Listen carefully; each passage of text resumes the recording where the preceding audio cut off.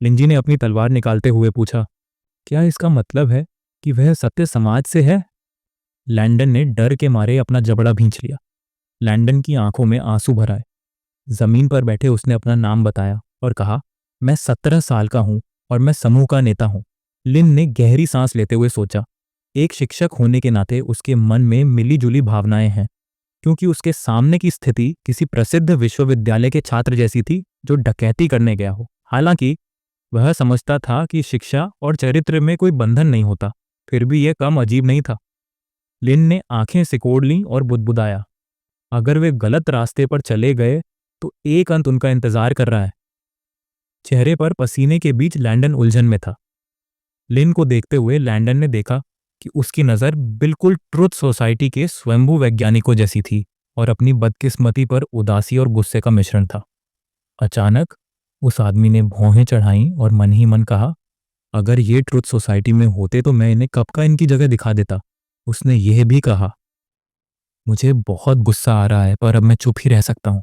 Landon ने अपनी हथेलियां cross करके बुदबुदाया, ऐसा नहीं है कि मैं उससे डरता नहीं हूं, बल्कि शहर में एक पुरानी कहावत है कि इंतजार करने वालों को इनाम मिलता है। इसीलिए मुझे बस इंतजार करना है और सब ठीक हो जाएगा। लिन ने अपना जबड़ा खोला और दो नाम लिए, प्रीट रूपर्ट, क्या इनका तुम्हारे लिए कोई मतलब है? लैंडन ने असमंजस में अपनी भौहें नीची कर ली। उसका मुंह खुला का खुला रह गया। वह सोच रहा था सवाल किस बारे में है, लेकिन उसने तय किया कि इससे कोई फर्क नहीं पड़ता और उसे खुद को संभालना होगा। दोनों आदमियों का परिचय देते हुए उसने बताया, प्रेट एक पूर्व प्रमुख हर्बलिस्ट थे और उनका जीवन साधारण था, इसीलिए उनके बारे में मुझे कुछ नहीं कहना। और रूपर्ट एक प्रमुख आर्कियोलॉजिस्ट थे जिनकी मृत्यु 100 साल पहले हो गई थी। उनकी मृत्यु के बाद अराजकता फैल गई क्योंकि कोई भी उनका कार्यभार नहीं संभालना चाहता था। इसलिए ट्रुथ सोसाइटी ने संबंधित उद्योग को समाप्त कर दिया। चेहरे पर पसीना लिए लिन ने सोचा, पता चला कि ये दोनों रिसर्चर ट्रुथ सोसाइटी में अग्रणी पदों पर थे, लेकिन फिर भी वे डार्क एजेस किताब नहीं पा सके। उन्हें एहसास हुआ कि यह किताब खास है, इसलिए उन्हें धीरे धीरे इस पर ध्यान देना चाहिए। नजरें नीची करते हुए लिन बुदबुदाया, रूपर्ट की मौत के साथ सब कुछ इतना आसान नहीं है। एक साधारण मौत से इतनी बड़ी गड़बड़ी नहीं होनी चाहिए थी और एक पूरे शोध उद्योग का खात्मा नहीं होना चाहिए था। हो सकता है इन दोनों घटनाओं का आपस में कोई संबंध ना हो, लेकिन कुछ कमतर आंका गया है। यहाँ जरूर कुछ गड़बड़ है। लिन ने मुंह खोलते हुए कहा, मुझे अच्छी जानकारी है। एक पल बाद लैंडन का मुंह संतुष्टि से खुला का खुला रह गया। हाथ उठाकर उसने जवाब दिया, हमारा समूह हमेशा सत्य के मार्ग की तलाश में रहता है और हमारी शिक्षा और जागरूकता दूसरे वैज्ञानिकों से कहीं बेहतर है। आंखें फाड़कर लैंडन ने आगे कहा, दुनिया का सारा ज्ञान लेकर भी हम अल्टीमेटली सत्य तक पहुंच ही जाएंगे। लिन ने गहरी सांस ली, यह महसूस करते हुए कि वह तो बस एक बच्चा था। उसे थोड़ी सी प्रशंसा मिली थी, लेकिन बहुत खुशी मिली थी। उसके शब्दों में कुछ आत्मसंतुष्टि भी महसूस हो रही थी। उसने स्पष्ट रूप से अपने ज्ञान का प्रदर्शन करने का अवसर नहीं छोड़ा। लिन ने अपने होंठों के कोने ऊपर उठाते हुए पूछा, रूपर्ट की मृत्यु कैसे हुई? लैंडन ने आश्चर्य से भौहें चढ़ाईं और होंठों को दबाने लगा। लिन ने आंखें सिकोड़ते हुए पूछा, क्या तुम बताओगे? लिन, जो कुर्सी पर बैठा था, बोला, मैं उनसे पूछ सकता हूं। लैंडन खुशी से मुस्कुराया और जवाब दिया, इस कूड़ेदान को मेरी तरह कुछ भी नहीं पता। इस पर उसे यह कहते सुना गया, मुझे पता है, लेकिन मैं बात नहीं करना चाहता। लिन ने खड़े होकर कहा, ऐसा लगता है कि किसी कारणवश इस मामले को सार्वजनिक नहीं किया जा सकता। उसने पूछा, क्या यह सच है कि कोई दस्तावेज या कोई व्यक्ति ज्ञान की चोरी का शिकार हो सकता है? लैंडन ने डर के मारे अपना जबड़ा खोल दिया। लिन ने समझाया, तुम्हारे व्यवहार को देखते हुए तुम्हें जवाबदेह ठहराए जाने का डर नहीं था। उसने स्पष्ट किया, तुम्हारी मदद कौन कर रहा था? लिन ने लैंडन के पास जाकर कहा, तुम कोई महत्वपूर्ण व्यक्ति नहीं दिखते, इसीलिए केवल एक ही विकल्प है। तुम्हारे माता पिता ट्रुथ सोसाइटी में प्रभावशाली लोग थे। उसका चेहरा पकड़कर लिन ने पूछा, क्या मैं तुम्हारे लिए फिरौती मांग सकता हूं? लैंडन ने अपना जबड़ा भींचते हुए महसूस किया कि अब सब कुछ खत्म हो गया है। वह जानता था वाडेना, अगर वह एक साधारण वैज्ञानिक होता तो हार मानने के बजाय मरना पसंद करता। लेकिन दुर्भाग्य से वह आम वैज्ञानिकों से अलग था। मारिया को याद करते हुए लैंडन ने बताया, वह ट्रुथ सोसाइटी की अध्यक्ष थी और मेरी मौसी भी थी। बचपन से ही, जब से मेरी माँ का देहांत हुआ था, मारिया मेरी सबसे करीबी थी। वह आमतौर पर मेरे प्रति बहुत दयालु थी, लेकिन जब मैं किसी बड़ी मुसीबत में पड़ जाता था तो गुस्सा हो जाती थी। ट्रुथ सोसाइटी के सभी सदस्यों के लिए उसका दर्जा कहीं न कहीं एक देवता के स्तर का है। एक ज्वलंत मानव आकृति प्रकट हुई। लैंडन ने आगे कहा, अगर उसे पता चला कि मेरे भतीजे का अपहरण कर लिया गया है और उसे हमारे संगठन के राजा उजागर करने की धमकी दी गई है, तो मुझे डर है कि उसके गुस्से का असर सिर्फ मुझ पर ही नहीं पड़ेगा। उसने कल्पना की कि मारिया अपनी मुट्ठी भींच रही है और बुदबुदाया, नतीजा चाहे जो भी हो, पूरा ट्रुथ सोसाइटी बदनाम होगा और मेरी हालत उन बूढ़ों से भी बदतर होगी। डर के मारे सिर हिलाते हुए लैंडन को एहसास हुआ कि उसे सब कुछ बताना होगा, वरना उन सबका अंत हो जाएगा। लिन ने धमकी भरे अंदाज में मुस्कुराते हुए मन ही मन कहा, यह तो कमाल हो गया। वह उसे डराने में कामयाब रहा, हालांकि उसे थोड़ा झूठ बोलना पड़ा। वह एक ईमानदार और कर्तव्यनिष्ठ किताबों की दुकान का मालिक किसी व्यक्ति के लिए फिरौती कैसे मांग सकता है?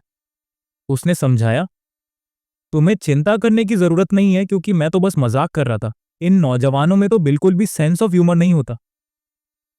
लैंडन की ठुड्डी तक पहुंचते हुए लिन बुदबुदाया, अब एजुकेशन के अगले चरण का समय आ गया है। अपनी तलवार उसके कंधे पर रखते हुए उसने पूछा, क्या तुमने पहले ज्ञान चुराने की बात नहीं कही थी? क्योंकि उस स्थिति में मैं ट्रुथ सोसाइटी से कुछ नहीं मांगूंगा, बल्कि तुम्हारे साथ एक खेल खेलूंगा। एक क्षण बाद लिन ने अपनी हथेली कुर्सी पर रख दी। बैठते हुए उसने कहा, मैं तुम्हारा ज्ञान चुराने की कोशिश करूंगा। अगर मैं सफल हुआ तो मैं तुम्हें जाने दूंगा, और अगर नहीं तो तुम मुझे रूपर्ट की मौत का असली कारण बताओगे। अचानक लिन की आंखें चमक उठीं। उसने आगे कहा, मैंने 30 सालों में जो कुछ भी देखा और सीखा था, वह सब यही है। तुम जो चाहे कर सकते हो। उसने पूछा, क्या तुम सहमत हो? डर के मारे लैंडन का मुंह खुला का खुला रह गया। मुस्कुराते हुए लिन ने सोचा, यही प्रतिक्रिया उसे अपेक्षित थी। इसलिए उसने धैर्य रखने का फैसला किया, क्योंकि वह अभी छोटा था, लेकिन सजा देना जरूरी था। यह बात उसके घुटनों के बल बैठे होने से साफ जाहिर हो रही थी। लिन सोच रहा था, उसे साधारण तर्क से नहीं निपटा जा सकता। उसके जैसे व्यक्ति के लिए मुख्य दुश्मन वह व्यक्ति था जिसका अपने विचारों पर अच्छा नियंत्रण था। अपनी उंगली थपथपाते हुए लिन ने सोचा, इस बच्चे की कोशिशों को देखना दिलचस्प होगा। सबसे जरूरी बात, उन क्षेत्रों से बचना चाहिए जिनमें वह अच्छा है। अगर वह अपना नॉलेज बढ़ाना चाहता है तो उसे कोशिश करने दें। उसकी अक्षमता पर उंगली उठाने का कोई फायदा नहीं है, क्योंकि उसे खुद ही यह देखना था। लिन ने दुष्टता से मुस्कुराते हुए कहा, मैंने प्राथमिक विद्यालय के छात्रों को पढ़ाते समय पहले भी यही तरीका अपनाया था। अंत में बच्चे और उनके माता पिता दोनों संतुष्ट हुए, जिससे मुझे बहुत खुशी हुई। लैंडन आगे देखते हुए सोच रहा था, वह क्या सोच रहा है, क्योंकि अचानक उसने एक खेल खेलने का सुझाव दिया। क्या उसे मान जाना चाहिए? लिन ने अपनी उंगली उसके सिर पर उठाई। लैंडन को लगा, उसकी नजर में वह बस एक पकड़ा हुआ चूहा है जिसके प्रति वह अपनी कृपा दिखा रहा है।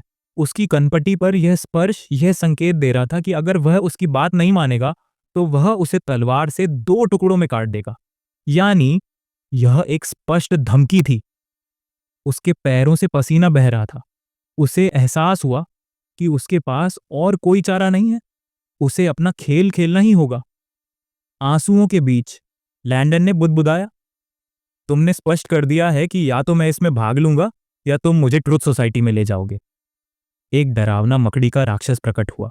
लैंडन ने बताया, मैं जाल में फंसी तितली की तरह हूं।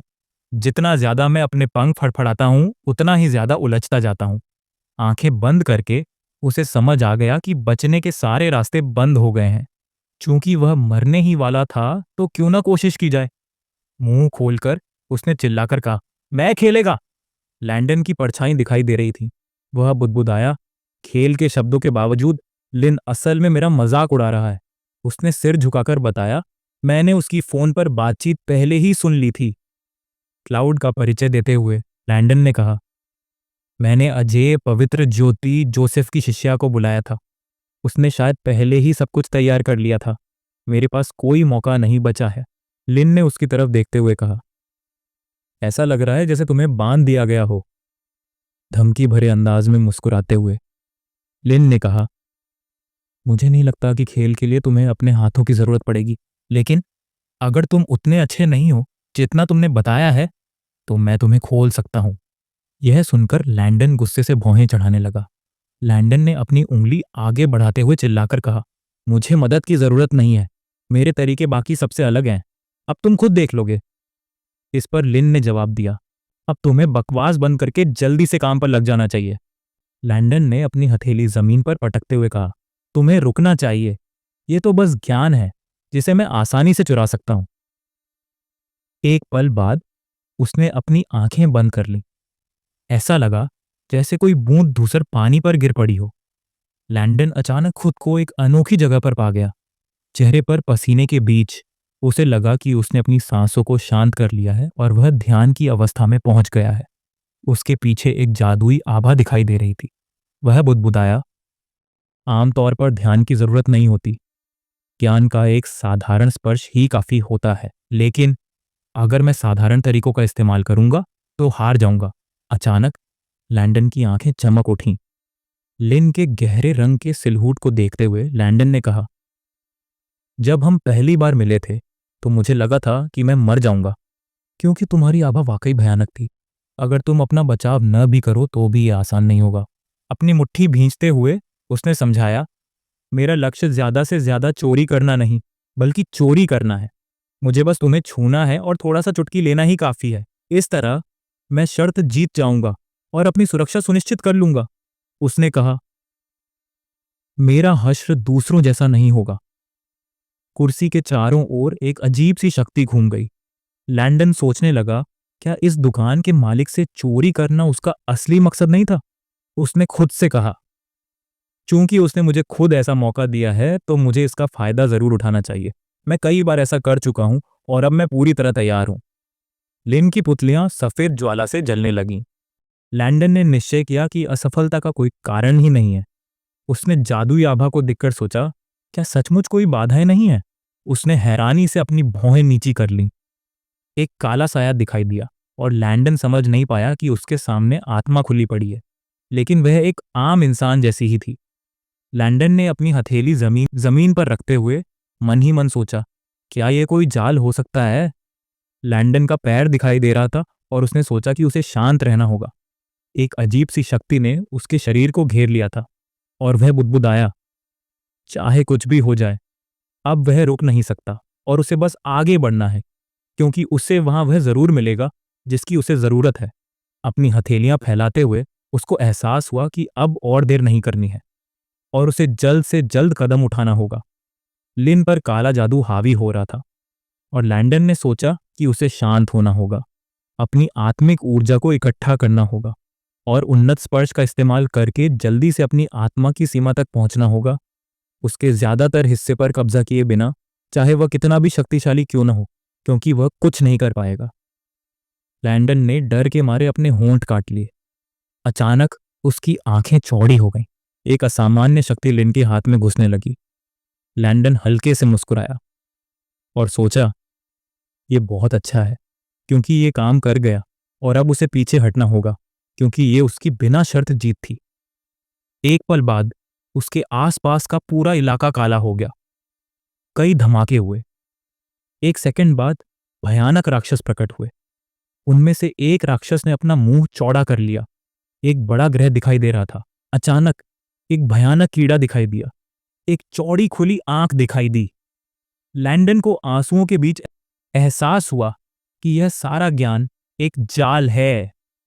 लैंडन ने उन भयानक दुष्टात्माओं पर अपना हाथ बढ़ाया और बुदबुदाया, कोई सुरक्षा नहीं है और इस मामले में इसकी जरूरत भी नहीं है।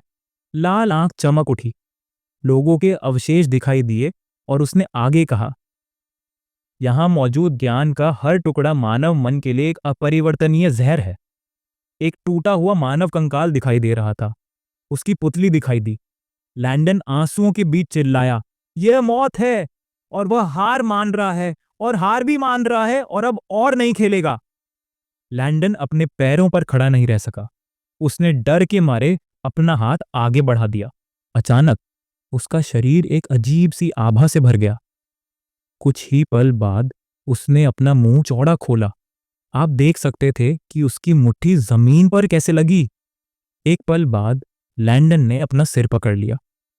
लिन ने कान खुजलाते हुए पूछा, क्या वह ठीक है? और सोचा, वह खेलना नहीं चाहता और अब वह उठकर नुकसान की भरपाई की मांग करेगा, लेकिन कसम खाता है कि वह इतनी देर तक अपनी जगह पर बैठा रहा और उसे उंगली से भी नहीं छुआ। लिन ने अपनी चप्पलें पहनी और सोचने लगा कि उसकी अति विकसित सजगता कैसी है। उसके पास बैठते ही लिन को एहसास हुआ कि इसके बारे में कुछ नहीं किया जा सकता, क्योंकि इस दुनिया की क्रूरता का एहसास किसी को भी अपनी गिरफ्त में ले सकता है। उसने पूछा, वह कैसा है और क्या वह उठ सकता है? लैंडन ने अपनी हथेली से उसके चेहरे को छुआ और कहा, वह ठीक है।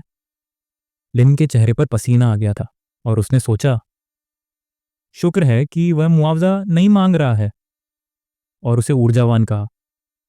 एक क्षण बाद लिन ने मुड़कर कहा, अच्छा हुआ कि सब ठीक है, और उसे उठकर बैठने को कहो। मून की आंखें आश्चर्य से चौड़ी हो गईं। लैंडन को उठने में बहुत मुश्किल हुई। एक पल बाद मून असमंजस में पीछे हट गई। उसके शरीर से पसीना टपक रहा था और वह बुदबुदा रही थी। इस लुटेरे ने बॉस का ज्ञान चुराने की कोशिश की थी, लेकिन आखिरकार नाकाम रहा और सोच रही थी, आखिर उसे तीसरी आंख कैसे मिल गई और उसने बॉस की आत्मा में क्या देखा। अचानक लैंडन के माथे पर 3 पुतलियां उभर आईं। एक क्षण बाद उसकी नई आंख बंद हो गई। उसके संतुष्ट चेहरे को देखकर लिन के सहायक ने सोचा, शायद वह इस ज्ञान को चुराने में असफल रहा, बल्कि एक छोटा सा अंश देखने का सौभाग्य प्राप्त हुआ। और उसे यह समझ नहीं आया कि अब जो कुछ हुआ था, उसके बाद जब उसके शरीर और आत्मा में इतने परिवर्तन हो चुके थे, उनके सामने अभी भी वही व्यक्ति था जो पहले था।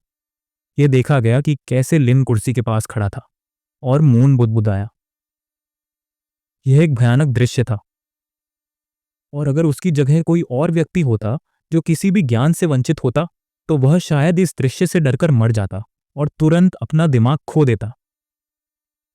उसने अपनी भौहें नीची कर ली और कहा गया, वह बिल्कुल भी साधारण व्यक्ति नहीं थी। तलवार पकड़े हुए मून ने कहा, इस तथ्य के बावजूद कि वह अपने बॉस के बारे में किसी से भी ज्यादा जानती थी, वह खुद ज्ञान के भंडार से संपन्न थी और इसीलिए उसे आश्चर्यचकित करना मुश्किल था। और उसने आगे कहा, बॉस बदला लेने की इच्छा से अभिभूत था, लेकिन इस बात के बावजूद कि वह आदमी उससे कई गुना कमजोर था, बॉस ने फिर भी उसके साथ सख्ती से पेश आया। ऐसा लगा जैसे लैंडन ने अपनी उंगलियां फैला दी। अचानक उसकी आंखें उभर आईं। एक पल बाद लैंडन खुशी खुशी घुटनों के बल बैठ गया। लिन ने गहरी सांस लेते हुए सोचा, यह बुरा नहीं है, क्योंकि वह पहले से कहीं ज्यादा ज्यादा संयमित और अनुकरणीय लग रहा था। और उसे एहसास हुआ कि युवाओं को फिर से शिक्षित करने में उसकी कुशलता वाकई काम कर रही है। अपने होंठ दबाते हुए लिन ने सोचा, जब उसने क्लाउड के मुंह से उस समय उनके समूह का नाम सुना था, तो उसे एहसास हुआ था कि वे बहुत परेशानी खड़ी कर रहे थे। लोगों की भीड़ का परिचय देते हुए लिन ने समझाया, तब भी यह स्पष्ट था कि यह एक ऐसी कंपनी थी जो सामाजिक उत्तरदायित्व और सार्वजनिक व्यवस्था का विशेष रूप से पालन नहीं करती थी, जो अपने मूल्यों को बढ़ावा देकर आम लोगों के जीवन में हस्तक्षेप करती थी। लैंडन ने संतोष से अपना मुंह खोला और लिन ने आगे कहा, अगर आप लैंडन जैसे लोगों द्वारा सद्गुण कहे जाने वाले गुणों पर गौर करें, तो आपको समझ आ जाएगा कि वे वास्तविकता से कितने दूर हो गए हैं। एक तेज चमक आई और लिन ने कहा, अगर आप चाहते हैं कि कोई बच्चा अपनी गलतियों का एहसास करे और सच्चे मार्ग पर लौट आए, तो आपको उसे इस निष्कर्ष पर पहुंचाना होगा कि उसके विचार अस्थिर हैं और उसे स्वयं उनकी गहन निरर्थकता का एहसास होना चाहिए। और यह एक ऐसा सबक है जो आत्मा को झकझोर देता है। लिन कुर्सी पर बैठे हुए पूछा, क्या अब उसे समझ आ गया है? और पूछा, ज्ञान के साधक दूसरों की चोरी के अलावा और क्या करते हैं? अचानक लैंडन मुस्कुराया और बोला, वह सब समझ गया है। उसने सिर झुकाकर कहा, वह सब समझ गया है और ज्ञान की चोरी और ज्ञान के साधक ये सब बस एक भ्रम है। लैंडन की आंखें चौड़ी हो गईं और वह चिल्लाया, अब तक उसने जो कुछ भी देखा और जाना था वह सब झूठ था और वे सब उसे धोखा दे रहे थे। जो कुछ भी वह सच समझता था उसे तोड़ मरोड़ रहे थे। लैंडन ने गुस्से से मुंह बनाया और कहा, वह पूरी तरह से गलत था, क्योंकि उसने जो कुछ भी किया था वह पूरी तरह से गलत था। लिन मुस्कुराया और बुदबुदाया, बस जरूरत थी उन सभी मान्यताओं को नष्ट करने की और फिर सब कुछ ठीक हो सकता था। और चाहे जो भी प्रक्रिया हो, वह मान सकता था कि उसने इस लड़के को सफलतापूर्वक ठीक कर दिया है। लैंडन घुटनों के बल बैठा था और लिन ने बताया, आज उसने एक और भटके हुए बच्चे को बचाया है। एक बच्चे के साथ एक महिला दिखाई दी और कहा गया कि सबसे अच्छे मानवीय गुणों में से एक है अपनी गलतियों को स्वीकार करने की क्षमता। लिन ने लैंडन की ओर देखते हुए कहा, तुमने अपनी गलती मान ली है और यह बहुत बड़ी बात है। लिन ने होठों के कोने ऊपर उठाते हुए कहा, भविष्य में तुम्हें ऐसे बेतुके और गैर कानूनी काम नहीं करने चाहिए, क्योंकि तोड़ना और चुराना गलत है। तुम उससे सीख ले सकते हो, क्योंकि इंसान को अनुशासन और नियमों का सख्ती से पालन करना चाहिए। लिन ने अपनी हथेली फैलाते हुए कहा, भले ही तुम अपने व्यवहार को किताबें चुराना ही क्यों ना कहो, फिर भी तुम कुछ ऐसा ले रहे हो जो तुम्हारा नहीं है। क्या तुम समझते हो? लैंडन ने आंखें बंद करते हुए जवाब दिया, हाँ, मैं सब कुछ समझता हूं। तुम सही हो। लिन ने मुस्कुराते हुए कहा, यह बहुत बढ़िया है। फिर मून से लड़के के लिए एक कुर्सी लाने को कहा। तलवार लेते हुए लिन बुदबुदाया, वह अपनी गलतियों को स्वीकार करने में शांत है, वास्तव में एक होनहार युवक है। लिन ने पैर मोड़कर सोचा, चूंकि यह इतना अच्छा अवसर है तो क्यों ना इसे ज्ञान के कुछ मोती दिए जाएं। अगर मैं इस लड़के को अपना ग्राहक बना लूं तो बहुत अच्छा होगा, क्योंकि भविष्य में यह ज्ञान के लालच में रोजाना 2-4 किताबें लेने आएगा। ऐसा लगा जैसे लैंडन ने अपने जूते उतार दिए हों। एक पल बाद वह कुर्सी पर बैठ गया। लिन ने आंखें बंद करते हुए महसूस किया कि अब भी वह उसकी मुद्रा पर नजर रख रहा है, इसलिए शुरुआत करना जरूरी था। उसने कहा, मैं तुम्हारी स्थिति में कुछ सलाह दे सकता हूं। लैंडन के सामने खड़े होकर लिन ने कहा, तुम अभी युवा हो और तुम्हारे सामने एक उज्जवल भविष्य है, इसीलिए तुम्हें किसी और का भविष्य पाने के बारे में नहीं सोचना चाहिए, बल्कि सीखने की प्रक्रिया का आनंद लेना सीखो, क्योंकि सच्चा आनंद तभी मिलता है जब तुम अपने प्रयासों से कुछ हासिल करते हो। अपने हाथ फैलाते हुए लिन ने कहा, यह बिल्कुल वैसा ही एहसास है जैसा तुमने पहले कभी अनुभव नहीं किया। लैंडन ने अपनी हथेली देखी और कहा, तुम सही हो। उसने मुंह खोला और समझाया, सत्य के खोजियों की विचारधारा बस एक मृग तृष्णा है। जितनी बड़ी होती जाती है उतनी ही अस्थिर होती जाती है। तुम्हें एक मजबूत नींव बनाने और अपना रास्ता खुद ढूंढने की जरूरत है। लैंडन की एडी साफ दिखाई दे रही थी। उसने अपने चेहरे पर पसीने के बीच सुना, केवल बुद्धि का प्रयोग करके ही मैं अपना रास्ता खोज सकता हूं। लिन ने अपनी उंगली उठाकर कहा, अगर तुम इस तरह सोच सकते हो तो इसका मतलब है कि तुम एक बुद्धिमान व्यक्ति हो और बुद्धि ज्ञान से ज्यादा महत्वपूर्ण है। लैंडन की आंखें आश्चर्य से चौड़ी हो गईं। लिन ने अपना जबड़ा खोला और कहा, ज्ञान से तुम नई चीजें बना सकते हो। लिन के दांत दिखाई दिए और उसने आगे कहा, बुद्धि से तुम नया ज्ञान पैदा करोगे। लैंडन ने उंगलियां क्रॉस करके कहा, बुद्धि एक नया आधार है। उसकी पुतली में लिन की छवि दिखाई दे रही थी। लिन ने पसीना पोंछते हुए सोचा, मैंने बहुत दिनों से ऐसा भाषण नहीं दिया था। इस बच्चे को अंत तक सुनने और ध्यान देने के लिए श्रेय देना चाहिए। अपनी भौहें नीची करते हुए लिन बुदबुदाया, मैं लगभग भूल ही गया था कि यह सब किस लिए था। हाथ बढ़ाते हुए उसने कहा, तुम्हें जो कुछ भी कहा गया है उसे समझने में समय लगेगा। मैं सुझाव देता हूं कि अब हम रूपर्ट के मामले पर वापस लौट आएं। लैंडन ने सिर झुकाकर जवाब दिया, मैं तुम्हें सब कुछ बता दूंगा जो मैं जानता हूं। उसने मुंह खोलकर कहा, रूपर्ट की मृत्यु प्राकृतिक कारणों से नहीं हुई थी।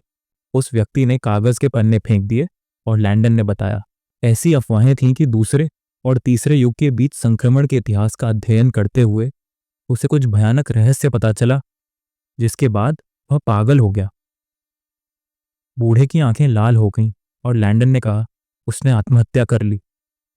लोगों की काली छायाएं दिखाई देने लगीं और उसने बताया, उसकी आत्महत्या के बाद कई पुरातत्वविदों ने रूपर्ट की मौत की तह तक पहुंचने की कोशिश की, लेकिन अंततः वे खुद मर गए। इसके बाद किसी ने उन अभिलेखों के पास जाने की भी हिम्मत नहीं की। अजनबी ने अपना चेहरा छुआ और लैंडन ने कहा, बाद में वैज्ञानिक उन जगहों पर खुदाई नहीं करना चाहते थे जो उस घटना से संबंधित थीं या उस काल से संबंधित थीं।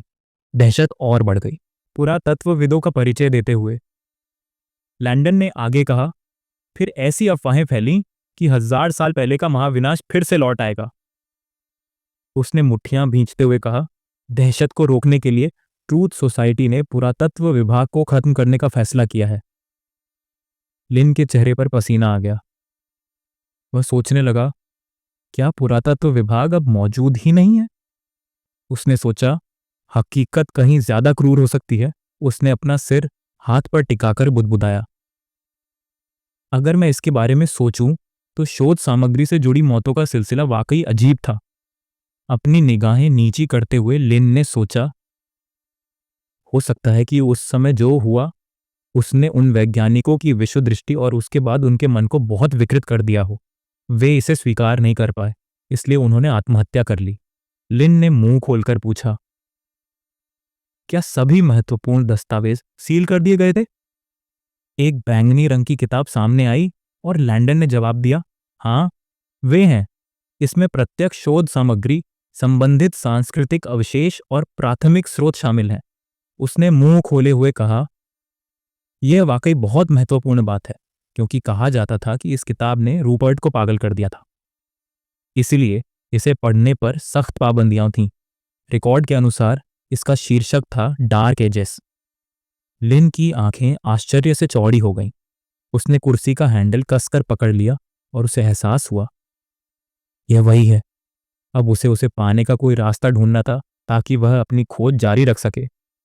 एक क्षण बाद लैंडन ने अपनी नजरें उठाईं। उसने अपना हाथ बढ़ाया और लिन की ओर मुखातिब हुआ। लैंडन ने अपना मुंह चौड़ा करके बताया, अगर तुम चाहो तो मैं तुम्हें यह चीज लाकर दे सकता हूं। लिन ने अपनी भौहें नीची करके पूछा, क्या तुम इसे ला सकते हो? लैंडन ने अपना जबड़ा खोला और जवाब दिया, ये छोटी मछलियां ऐसा नहीं कर सकती। अपनी उंगली उठाकर उसने बताया, ट्रू सोसाइटी की नेता मारिया मेरी मौसी हैं। वह इस समय एकांतवास में हैं और उन्होंने ही मुझे किताब उधार लेने का अधिकार दिया है। लिन ने अपने चेहरे पर पसीने से तर होकर अंदाजा लगाया, इस लड़के के माता पिता ट्रू सोसाइटी में उच्च पदस्थ हैं। वह कल्पना भी नहीं कर सकता था कि वे इतने उच्च पदस्थ हैं। इतने समर्थन के साथ इसमें कोई आश्चर्य की बात नहीं कि उसने किसी और के घर में घुसने की हिम्मत की। उसने कहा, अगर तुम्हारी शक्ति में हो तो तुम्हें ऐसा करना चाहिए, लेकिन अनुमति की सीमा का उल्लंघन नहीं करना चाहिए। बंधे हुए लोग दिखाई दे रहे थे और लैंडन ने उसकी बात मान ली। ट्रू सोसाइटी के सदस्यों ने हैरानी से मुंह खोला और लिन ने कहा, मैं उन्हें पूरी तरह भूल गया था। उसने मून से उन्हें खोलने के लिए कहा और यह भी पूछा, क्या लैंडन उन्हें फिर से शिक्षित कर सकता है? उससे सकारात्मक उत्तर मिला। कुछ ही देर बाद मून ने रस्सियां तोड़ दी। लिन ने मून के पास जाकर कहा, अब हमारा काम हो गया है, तुम्हारे काम के लिए धन्यवाद। मैं पुलिस से निपट लूंगा ताकि तुम वापस सो सको। शुभ रात्रि। लिन आंखें बंद करके बहुत हैरान था। मून पर इन सब का जरा भी असर नहीं हुआ। उसे उम्मीद थी कि वे उससे नैतिक क्षति के लिए मुआवजा नहीं मांगेंगे, लेकिन अगर वे किताब ले गए तो वह इस बारे में जरूर सोचेगा। अचानक किसी का पैर दिखाई दिया।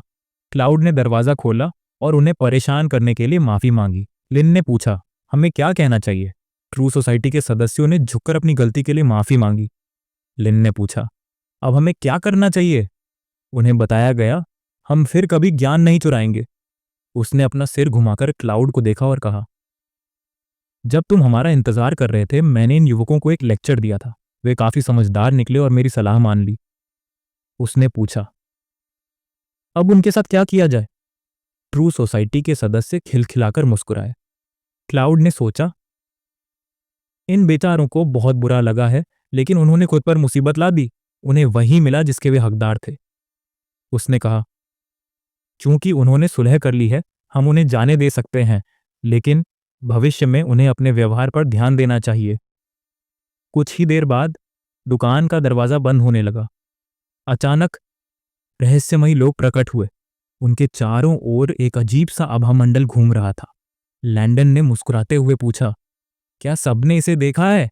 समुदाय के लोगों ने अपने जबड़े भींच लिए और चिल्लाकर कहा, हाँ, हमने इसे देखा है। असली सच्चाई किताबों में है, यह अद्भुत ज्ञान है। उसने अपना सिर नीचे करके उनकी बातें सुनी। वे अपनी आत्मा की गहराई तक स्तब्ध रह गए। ज्ञान से भरपूर होने का यह एहसास अद्भुत था। किताबें भी वाकई अद्भुत थीं। अचानक लैंडन के माथे पर एक आंख खुल गई। उसने हाथ उठाकर समझाया, अब से हम सत्य में विश्वास नहीं करते। लड़के आगे देखते हुए कुछ नहीं बोले। एक पल बाद उन्होंने अपना मुंह चौड़ा किया और हाँ में जवाब दिया। लैंडन ने भौहें चढ़ाते हुए स्पष्ट किया, हमें किसकी सेवा करनी चाहिए और किसमें विश्वास करना चाहिए। ट्रस्ट सोसाइटी के सदस्य वहां मौजूद थे। उन्होंने खुशी से कहा, मिस्टर लिन ने हमें रास्ता दिखाया है, हम उन्हें अपना गुरु मानेंगे। गुरु ने कहा कि ज्ञान नए ज्ञान का सृजन करता है, इसीलिए हम ज्ञान में विश्वास करेंगे।